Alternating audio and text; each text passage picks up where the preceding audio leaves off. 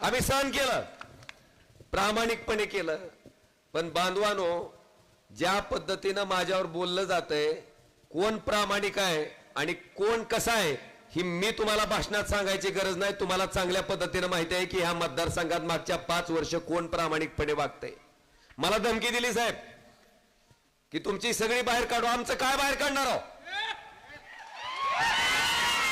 मला आपल्या सगळ्याच्या माध्यमातून सांगायचंय, आम्ही जर भ्रष्टाचार केला असतं, शेण खाल्लं असतं, तर तुमच्यासारखं स्वच्छ व्हायला आम्ही बी सुरत मार्गे गुवाहाटीला पालट पडला असतो आणि त्या भाजपमध्ये जाऊन स्वच्छ झाला असता. त्या 50 खोक्यावर, त्या सत्तेवर लात मारून तुम्ही टाकलेल्या मताशी बेमानी न करता, उद्धव ठाकरे साहेबाशी बेमानी न करता, आम्ही यांच्या विरुद्ध घट्ट पायरून उभे, कारण तर आम्ही प्रामाणिक आहेत. आमच्या केसाला बी धक्का लावू शकत नाहीत म्हणून उभारलो.